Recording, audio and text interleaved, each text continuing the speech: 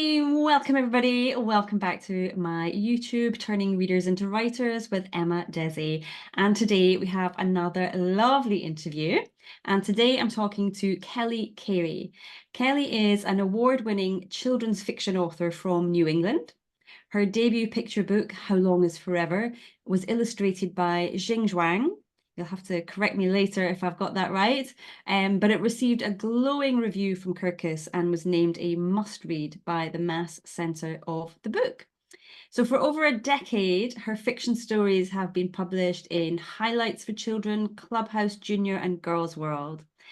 Kelly is a graduate of the Institute of Children's Literature and the proud co-founder of the blog 24 Carat Writing. And she's represented by Sharon Belcastro of the Belcastro Agency. So welcome, Kelly. So lovely to have you here.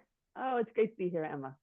I'm really looking forward to learning more about your journey into writing, because we all come to this often in similar but significantly kind of different ways in the detail. So I'd love to hear a little bit more about you and your journey and how you got into children's book writing. So I sometimes jokingly say I got into writing because I was terrible at math. And it's partly true. So I think it's good to lean on into things that you are excelling at. And I had some early signs that this might be a place where I could excel. I think my first publication was in elementary school, was a poem in the local paper. And I don't care whether you're 9 or 49, seeing your work in print is kind of a buzz. So we all want that. So I held on to that. And then in middle school, I won an award for an essay that I had written. So I thought, aha, this is my place.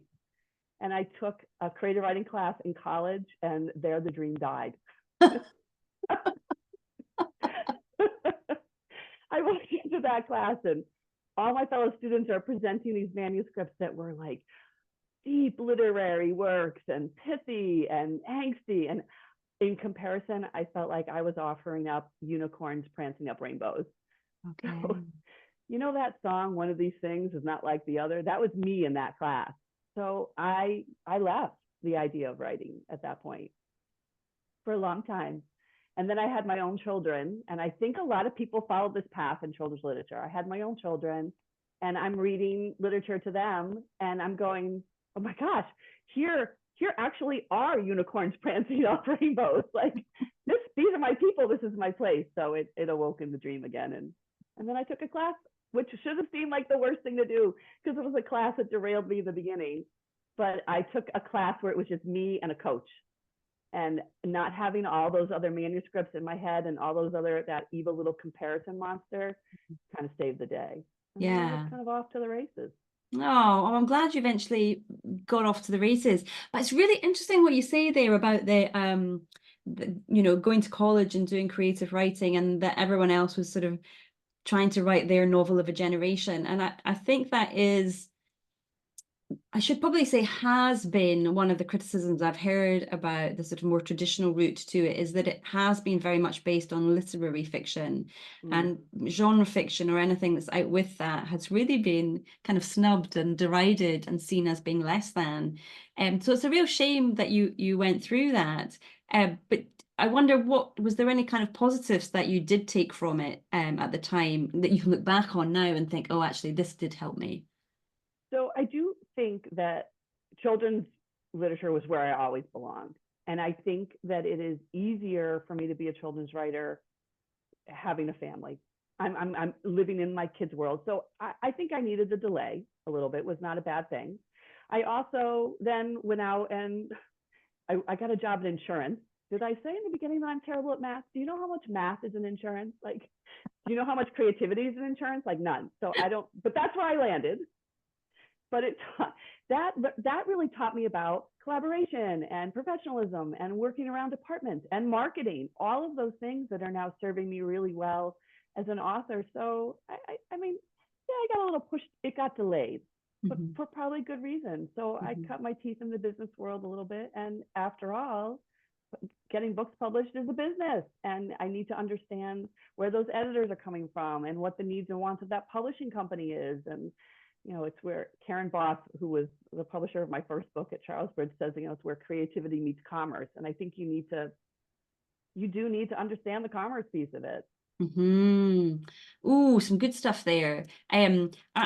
I came to writing later in life as well, and I do wonder, well, I felt this actually about everything, that everything that's happened to me seemed to happen after it happened to my friends. So they all got married younger, they had kids younger, they always seemed so mature compared to me, and they seemed like grown-ups next to me. And I feel like it's only since I've sort of gotten into my 40s, mid 40s even, to say, oh, I feel like I'm catching up with them. And so I'm sort of glad that there's a little bit of mirroring going on there, because I think a lot of writers, particularly women, but a lot of writers do feel they've missed it too late. If they Mhm. haven't gone to college and got that degree, if they haven't been doing it when they were in their 20s, then they've missed the boat. So it sounds like actually creativity can come to us at any stage. So I think creativity is absolutely ageless, 100%.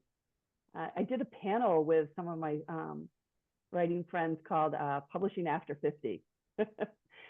So I do. I think we have a lot to offer at every generation, and I'm all for the late bloomer. I mean, I was definitely a late bloomer. It took me a while to figure out my path, and it's fine. Yeah, It's fine. yeah, it's As long as you're fine. willing to learn, I don't care how old you are.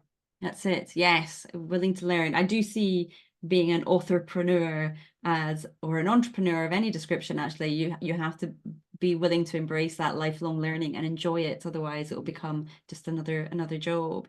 But interesting then too that your agent had said, this is where creativity meets Meets commerce. Yeah, creativity commerce. meets commerce. Yeah, that was Karen Boss at Charles Bridge. She's my other. If you ever get a chance to take a class from Karen Boss, take it. She's fabulous.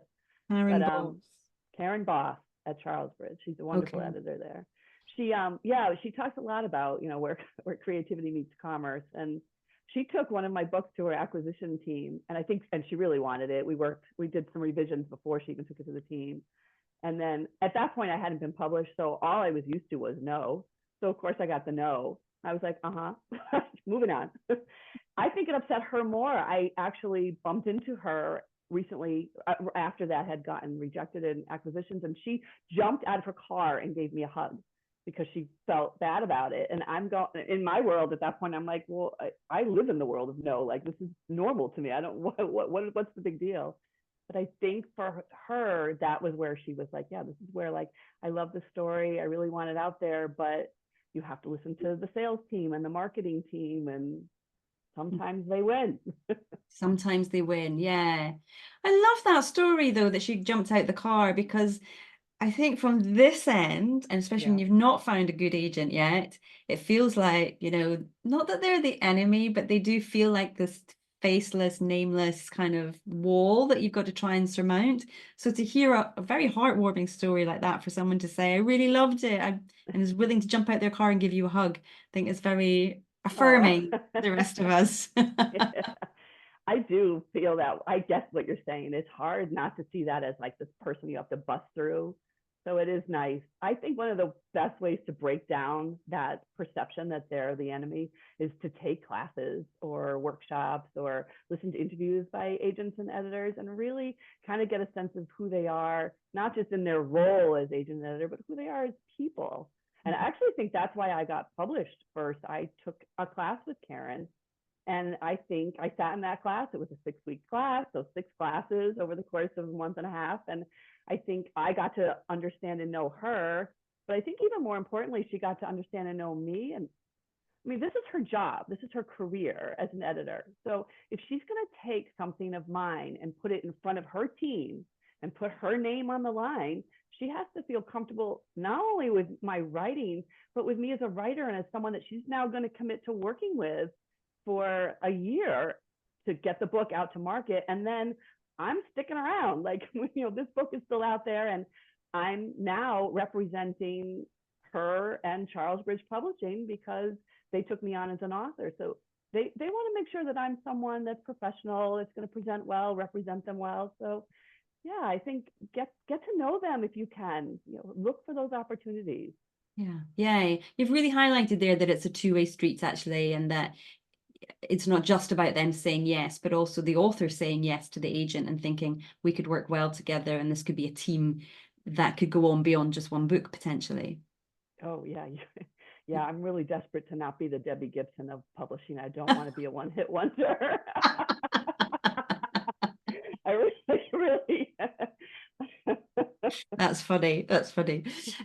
So wonderful. But one thing I was really loved reading about and having a nose through was your blog. You started a blog with some friends called 24 Carat Writing. So how did that come about? Tell us about that. So that group, it was four of us. That group started as just kind of an accountability group. It was kind of like Weight Watchers for writers. We would get together every month, and the goal was just to say, this is what I accomplished last month for my writing, and these are my goals for next month. And what you never wanted to do was show up at that monthly meeting and have to say, I didn't do anything. So it really kept you kind of honest. And then we were also really good about just chatting in those meetings about what our blockers were, what was helping us, or hey, I read this article, this might help you, or even sometimes you'd show up and say, I didn't really do anything, and your friend would be like, wait a minute, I saw you at so and so's book launch, and you were talking to this editor, and I saw you talking to the bookseller. Like that's something. So kind of lifting each other up. So we did that. We never even read each other's work. We did that for maybe 2 or 3 years, and then Amanda Smith, one of our members, said, I think that other people would benefit for some of the things we're talking about here. And then we, as unpublished writers, we started a blog because we're crazy. And you have to be a creative person. So we started this blog 10 years ago. So it'll be 10 years ago this month. And now all four of us are published. We've got hundreds of people that follow our blog. And really, we blog twice a month. So and it's Kidlit Writers. It's advice. We do interviews, just trying to help each other along. And we have a Facebook group where we try to support each other. Yeah, it's amazing. I do think that shows the power of accountability as much as anything. And what I'm really loving too is that you didn't show each other your work as you were doing it. It wasn't to be critiqued. It was just that sort of community feel, keeping each other buoyant. And you'll know as well as anybody, actually, it's a lot of your mindset that's half the battle to keep going and stay resilient. It's not necessarily the words on the page that are the problem, but rather what's going on internally. So I love that you were able to offer that for each other. But I'm curious, I don't write children's books, pictures books. I do sort of long form fiction. For picture book writers, what do you find are the sort of biggest challenges? So for example, if it's a full adult novel, it's what do you write for 80,000 words? How do you keep the suspense going? How do you structure that book? Is that the same for picture books as well, that there is a structure to them that needs to be, that you need to try and adhere to in order to get because presumably the parent or the adult is reading it and we want that rhyme perhaps, or we want some rhythm to it. Are there sort of structural elements to picture books? Oh, absolutely. I think picture book elements are exactly the same as novel elements. They're just condensed. So you still need to have a plot arc. You still need to have pacing and tension and character and heart. Like all that still has to be in there. The challenge with the picture book is you really need to do it in 500 words. So every single word has to count. So you don't have the luxury of being flowery with your descriptions of the landscape and using that to convey mood because you don't have the space to do that. So being concise and brief and poignant with every word, I think is probably the hardest challenge for picture book writers. I think when I first started writing picture books, my first drafts would be about 1,200 words. That's just the way they came out, which is fine. But they needed to get down to 5, which is difficult once you put 1,200 babies on a page. So learning to structure your brain to think in those quick hits. Yeah. And then I also think the particular challenge with picture books, because we are working with an illustrative form, is recognizing those page turns. So your picture book is 32 pages. So you need to be thinking about visually, what is this going to look like? And I'm not an illustrator, I'm just the author. But visually, I need to think about what is this going to look like over the course of 32 pages? Am I giving an illustrator scene changes? Am I giving the editor, as they lay out these words, an opportunity to kind of leave a dangling here that then will encourage a page turn, almost like you do with your chapter endings, right? Yeah. So, but you have to do that with each of your 32 pages. You want an excuse to turn the page.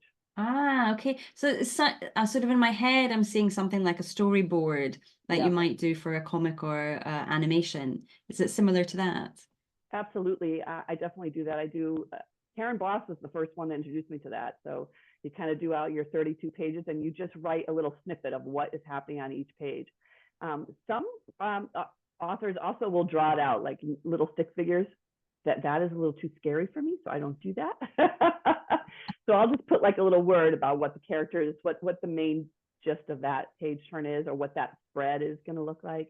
You want to Right. make sure that you're carrying the story over the full 32 pages, and that you're not running over or that you're not running under, that you're really making it nice and tight and fitting in that space. Yeah, so it is very, very specific.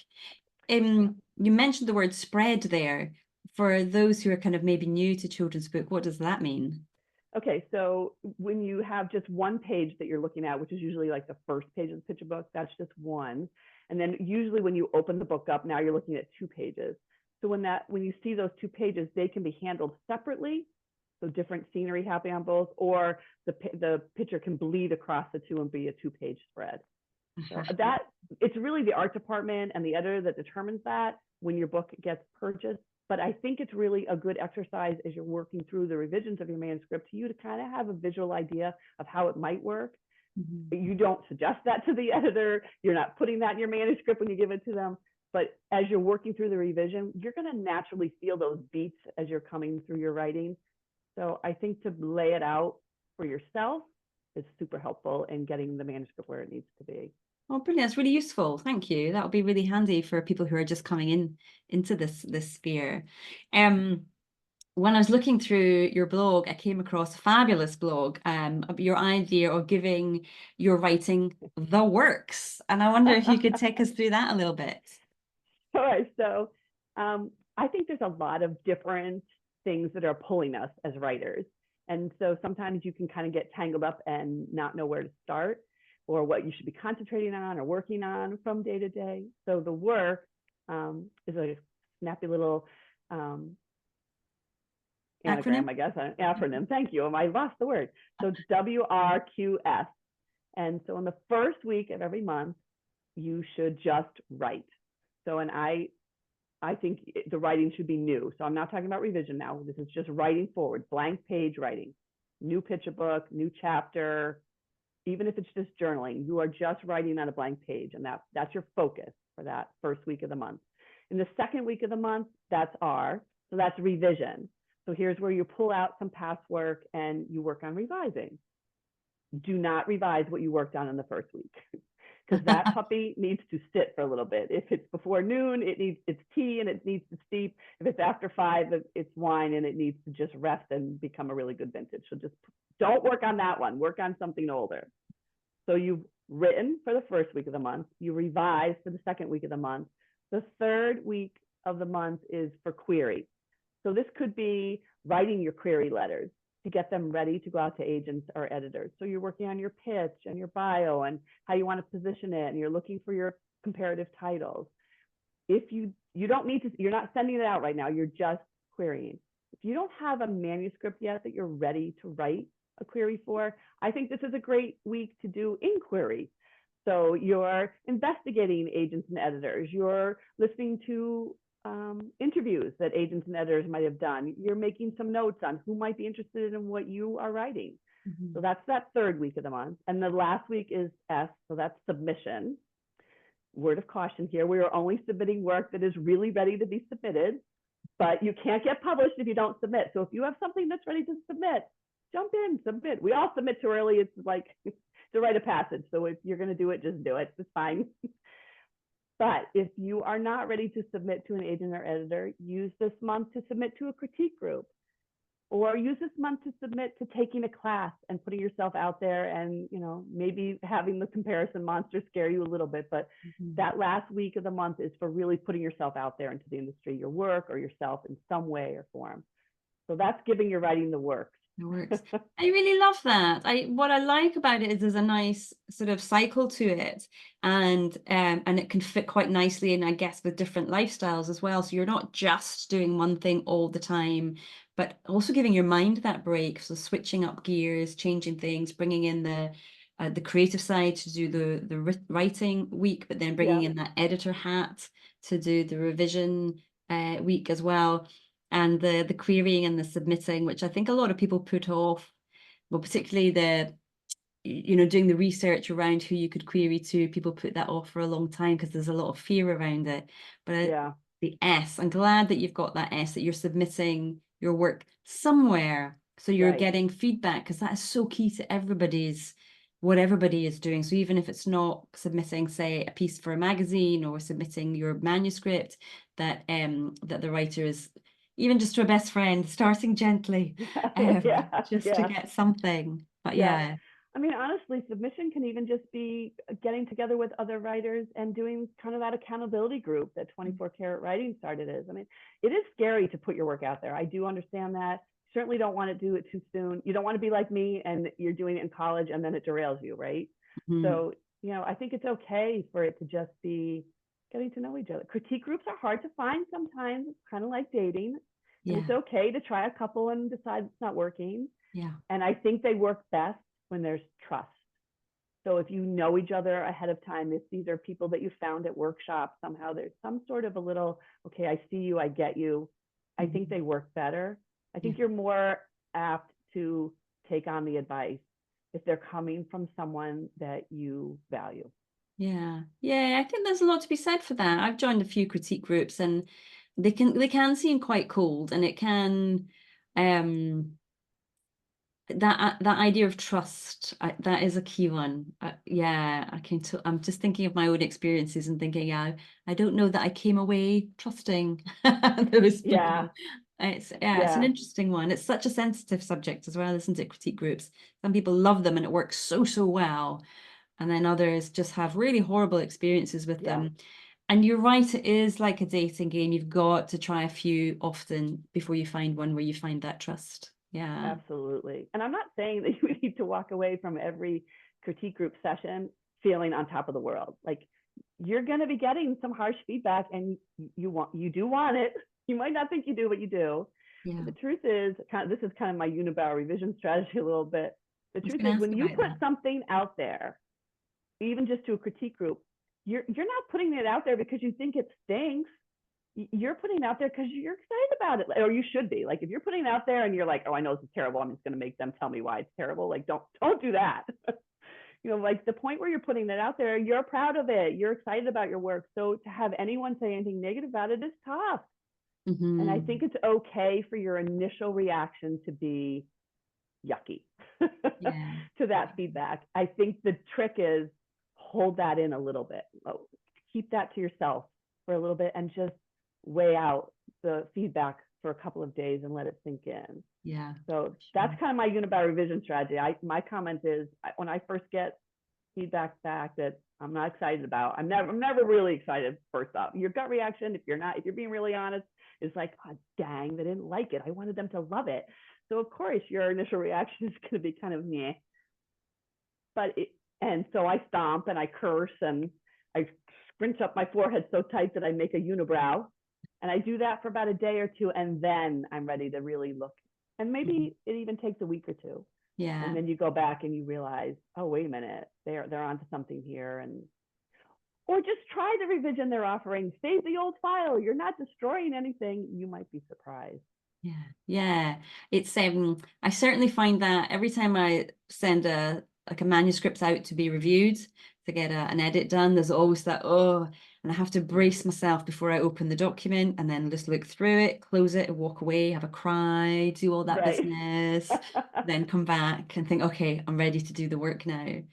But it's also the same in coaching. So I work one-on-one with debut writers, and we have a call before we start working together. And a big part of that is because we need to trust each other, particularly the Yeah. person who's going to be sharing their work with me. They have to feel comfortable that they're coming to me and knowing that whatever feedback I give them, whatever questions I have for them, that it is coming from a good place, and that um they hear me in the right way. And so even if it's a bit icky, they know, actually I get the way Emma talks, I get the way she communicates, and Right. so that makes sense to me. Because of course then there'll be people who are like, no, that does not, I don't like the way Emma communicates at all. And so we've always got to have that trust element, whether it's one-to-one or in a group or with an editor. Yeah, And I think that's probably why people go back to the same editors, I would imagine, again, because you build that rapport and that trust and you get to know each other. absolutely. Yeah, and I Mhm. think there's a big thing too in the delivery of the criticisms or the feedback. Sometimes I don't even like to call it a critique group. It's sort of called a feedback group, right? Because I don't necessarily need just criticism or critique. I need the positive too. That's that sandwich mentality, a compliment, the hard note, and then another compliment. I sat down with an editor at Society for Children's Book Writers Institute. Used to do these 15-minute little hits where you could pay to sit down with an editor who has read your manuscript ahead of time, and they would give you a 15-minute little boop on it. And I had shared the beginnings of a middle grade novel with an editor, and I was so excited and nervous. And you walk into this room and you're terrified. And I sat down with her, and my story centered around dragons. And her opening line to me was, "Well, I don't like dragons." Pause, long pause. At which point I was like, where do I go? Where do you go now? So I tried to say like, okay, so can we talk about the pacing? Can we talk about dialogue? But she could not get past, I don't like dragons. So you don't want a critique partner who's going to start with, I just don't like dragons. And can't help you with anything else about your manuscript. And it is fine that she did not like dragons. And it is fine if you as a critique partner do not love the subject of a manuscript, but you need to be able to offer something in terms of how are they doing on pacing? What does the dialogue look like? What is the narrative through line? Something. There's got to be something that you can talk about. So I would beware of the feedback partner that just says, "Yeah, I don't like dragons." Yeah, yeah, that's hard. Oh my goodness, that's awful. Especially as you paid for that, and that's all they come with, and then sit back and kind of think, oh well, we'll sit in silence for the next 10 minutes. It's I did have a similar experience. I did do one of these speed dating things at a conference, and yeah, the person I was supposed to see couldn't make it, and so they sent a junior in their place, and she just kind of sat back, arms folded, Mm, wasn't interested, and it was just like, okay, that was a good use of my time. And I at know. least give me something that you think, as the expert, as the professional, you think would benefit the person who you're sitting in front of, who's nervous, as you say, and just Right. Right. wants wants some help, wants some help. Yeah, you know what? Actually, we probably shouldn't highlight those episodes because those are not the norm. I really, especially in kidlit, I don't know what your experience is, Emma, in the adult fiction arena, but I think because the kidlit people live in the world of the unicorns prancing up rainbows, we're just kind of like a happy little group. And for the most part, when you ask for help or you ask for advice, it's really kind of given with an open heart. So Yeah, yeah. No, it's true. That I had a second person that day as well, and they were completely the opposite. But I think they had had more experience as well, and they knew how to handle the situation better. So yeah, and we know that agents do run out of cars and give hugs, so we know that it can be good as well. yeah. So tell us about your book, The Plans They Made. Tell us about it and who might enjoy it. My debut picture book was called How Long Is Forever, and Karen Boss was the editor. It was put out by Charles Bridge, and it tells the story of Mason, who is frustrated that the first blueberry pie of the season seems to be taking forever to bake. And when he gripes that it's taking forever, his grandfather challenges him that he doesn't really know the meaning of forever, and it sends him off on a quest around the farm to discover the true meaning of forever. So I think it's a great book for grandchildren and grandparents to share with each other. So I think it create a really heartwarming moment between the grandparent and the grandchild. It kind of talks about that forever love that grandparents offer to their grandchildren. So if you like Candy Wellen, Saturdays Are for Stella, or Guess How Much I Love You, it's kind of in that vein. Oh, it sounds lovely. And where did the idea for that come from? Were you baking a pie with one of your kids? I wish I could say yes, because that would be a much more charming story. But it really was because I was thinking about how we throw out words, like big words, like, oh, this is so hard. This is the hardest thing ever. This is taking forever. Or, you know, these crazy, outrageous things. And we don't really think about what we're saying. So when Mason says, this is taking forever, in his brain, he was meaning it, but it wasn't really forever. And so for me, the birth of this book was when I was in high school. A song came on the radio and I said, "This is the best song ever." And my friend's father was scoffed at me. I was like, "What are you talking about, you crazy person? Like, this is not Thomas Dolby's She Blinded Me with Science is not the best song ever. Sorry, Thomas Dolby, but it's not." But at that moment, I was like, "It's the best song ever." And that just kind of stuck with me, that we kind of throw these crazy things out here without really thinking about what we're saying. So Mhm. that's how the book started for me. Oh, I love it. I love it. And what are you working on now? You said that's your debut book, and I can see the few books behind you. Yeah, you know what? Actually, all these books behind me, this is me making a big plug for community. So I had my debut, but all the other books behind me on my bookshelf, these are friends I've met along the way on my writing journey, whose books I got to celebrate. And it's so great to stand in reflected glory when you are in kind of the gap between your next book deal. So I highly encourage you to invest in the other people around you and stand close to their spark when you need a little warmth. So but right now I've got, my agent has a couple of picture books out and my middle grade novel, which is about dragons. So, so, and I've got a bunch of other picture books. I'm always working on something. And now I'm dabbling in the chapter book. So Oh, it's a new yeah, challenge, the next challenge. a new challenge. It's fun to play in different genres. So Mhm. yeah. Yeah, it is nice. That is enjoyable. I do envy you that kind of being able to go with whatever the mood or whatever the story idea takes you, and kind of because you write articles as well and short stories for children's magazines. Is that right? Yeah, that's kind of really how I got my start, was with children's magazines. I think that's a really nice arena to try. The cool thing about magazines is they will put out their themes for the year. So it's almost like writing prompts. So if you're kind of like stumped as to what to work on next, editors kind of don't do that. So you kind of just have to hope that you like match up. But magazines will say, "Oh, this month we're going to be talking about sharing," or this month our theme is going to be bugs. So you can see that out. So you can kind of write to that. So, and whether you get it published in that magazine or not, you've still flexed your writing muscles with a prompt. So go for it. Mhm. But yeah, so, and what I love about writing for magazines is you don't really know what's happening until the magazine comes in your box. And then when I get it in my mailbox and my story was the cover art on the cover of the whole magazine, I like to say that writing has made me a cover girl. And unlike Vogue magazine, I don't need to diet, I don't need to exercise, and I can eat as much cake as I want. It's the best. That is the best of both worlds. Oh, it Yes. really is. Yeah. Yeah. Yeah. Oh, it's been such fun chatting with you, Kelly. It really, really has. And I can see that the world of Kidley is unicorns and butterflies and rainbows and fun and cheery. So I'm kind of a bit envious. I'm in the dark world of suspense, Oh. and we don't have quite as much fun in that same way. But for those of our listeners who are keen to find out more about you and your books, where's the best place for them to do that? My website is K Carey Writes. So it's K and then Carey is Carey Writes.com. Or I really encourage them to check out 24 Karat Writing. If you're a kidlit writer, come on in, join our community. So it's the number 24 carat, like in the garden, writing. So 24caratwriting.com. Lovely, fabulous. 24 karat gold. That's what I was thinking of, but it's a different spelling, isn't it?